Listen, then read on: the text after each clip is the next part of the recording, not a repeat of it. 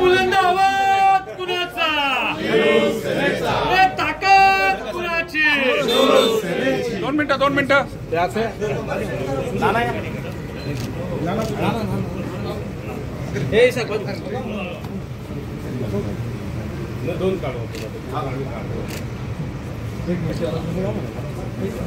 दोन मिनिटं ना. 2 मिनिटं.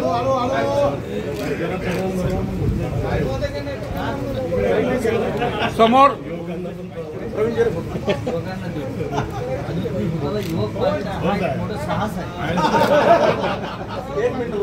युवासेनेमध्ये कामं देऊ आपण.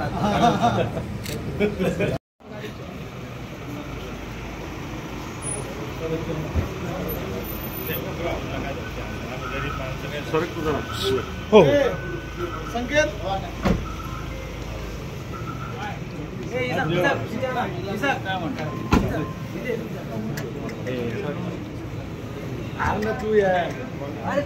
बुलंद आवाज कुणाचा, ताकद कुणाची. 2 मिनिटं 2 मिनिटं.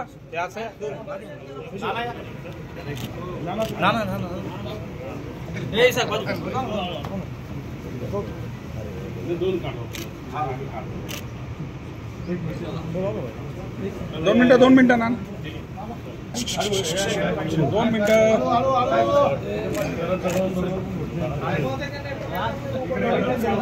समोर युवक मोठं साहस आहे. युवासेनेमध्ये कामं देऊ आपण. चला आपण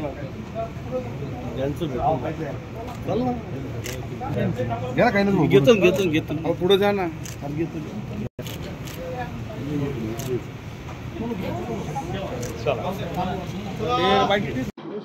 सर, नाशिक दौऱ्यावरती आलायत आपण. 2 दिवशी आपला नाशिक दौरा आहे, काय विशेष? नाशिकला विशेष असतो.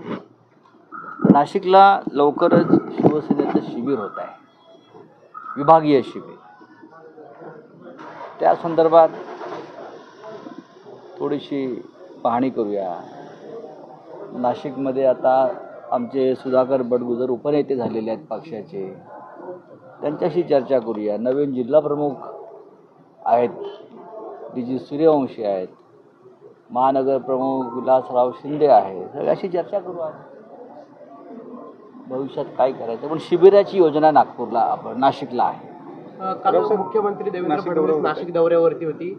यावेळी आपल्या पदाधिकाऱ्यांनी त्यांची भेट घेतलेली. खरं तर आपल्याकडनं अगोदर इशारा देण्यात आला होता पाय न ठेवू देण्याचा नाशिकमध्ये, मात्र काल भेट घेऊन निवेदन दिलेलं आहे. आता पाय ठेवू देणार नाही हे आमचे लोक का म्हणाले, याचं आत्मचिंतन भारतीय जनता पक्षानं आणि मुख्यमंत्र्यांनी केलं पाहिजे.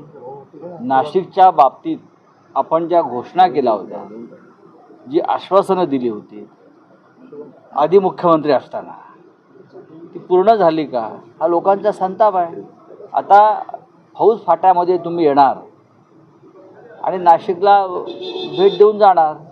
लोकांच्या मनातली चीड आमच्या पक्षाच्या पदाधिकाऱ्यांनी व्यक्त केली. आजच्या सकाळचा जो महत्त्वाचा विषय होता, फडणवीसांनी इशारा दिलाय, अभिव्यक्ती स्वातंत्र्य म्हणजे समाचार नव्हे. मुख्यमंत्र्यांकडून सभागृहात हा समाचार घेण्यात आलेला आहे. ज्या पद्धतीने आता हे अभिव्यक्ती स्वातंत्र्याची व्याख्या राज्याच्या मुख्यमंत्र्यांनी समजून घेतली पाहिजे. त्यासाठी संविधान वाचावं लागेल, संविधान समजून घ्यावं लागेल. आणि यात अभिव्यक्ती स्वातंत्र्यासाठी देवेंद्र फडणवीस यांचे पूर्वीचे नेते हे आणीबाणीत तुरुंगात गेले होते ना. इंदिरा गांधींनी सेन्सॉरशिप लादली आहे. इंदिरा गांधी आकाशवाणीवरती कोणाला बोलू देत नाही. इंदिरा गांधी विरोधकांचा आवाज दडपतायत. इंदिरा गांधी टीका सहन करत नाहीत. यासाठी अटल बिहारी वाजपेयी, लालकृष्ण अडवाणी वगैरे लोक हे तुरुंगात गेले होते. हे देवेंद्र फडणवीस राज्याच्या मुख्यमंत्र्यांनी समजून घ्यावं. आणि गद्दाराला गद्दार नाही म्हणायचं तर काय म्हणायचं, हा एक नवीन त्यांनी जर का डिक्शनरी तयार केली असेल, हा, बेईमानाला बेईमान म्हणायचं नाही का, रिक्षावाल्याला रिक्षावाला म्हणायचं नाही का, त्यानंतर जे गद्दार गुवाहाटीला गेले मग तो इतिहास बदलायचा का, हे रेकॉर्डवरती आहे.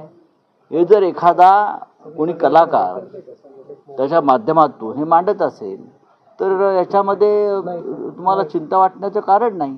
कामरांच्या संदर्भात विटंबनावर आपल्या पक्षामध्ये विसंवाद पाहायला मिळतोय. कुठेतरी कौतुक आपल्याकडनं केलं जाते असं म्हटलं जातं. अनिल परब म्हणताय की अशी टीका करणं चुकीचं आहे. नाही, मला त्यांच्याविषयी माहीत नाही. आत्ता उद्धव ठाकरे माननीय थोड्या वेळाने त्याच्यावरती विधिमंडळात बोलणार आहेत, पण मी जे बोलतोय ते पक्षाची भूमिका आहे.